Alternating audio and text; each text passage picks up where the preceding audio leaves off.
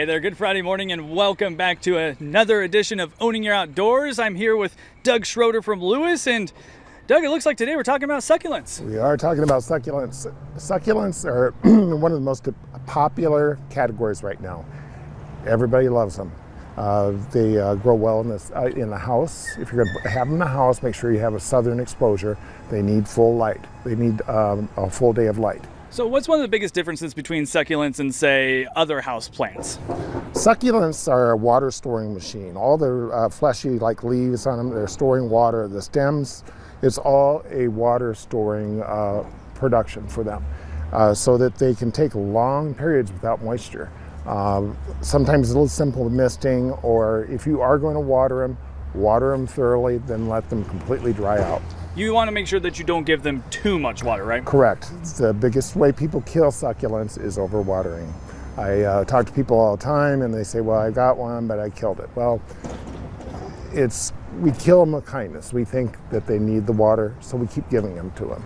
And they need way less water than what your standard house plants or anything else that you plant on your patio. So is there a visual sign that tells you that you need to water the succulent? You can feel the soil. You want the soil to be completely dry before you water it again. This one here is moist, so it's a few days off from being watered. So make sure that the soil is completely dried through. Is there anything that we need to know about the soil compared to other plants?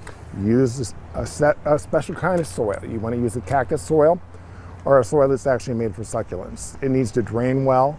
It can't be holding moisture. That will kill your succulent in the long run. If you're going to fertilize, just fertilize in the spring. Once a year, there are fertilizers made for succulents.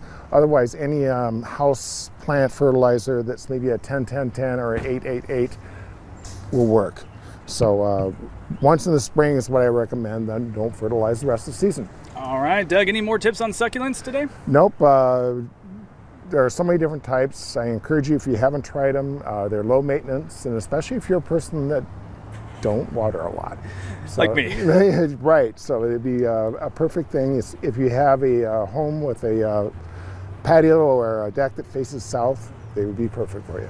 And key phrase here today, don't overwater. That is the key. All right, Doug, thank you so much for all the tips and advice. We're going to have all this information online at dakotanewsnow.com after the show, but make sure you stick around because we have Fastcast coming up next.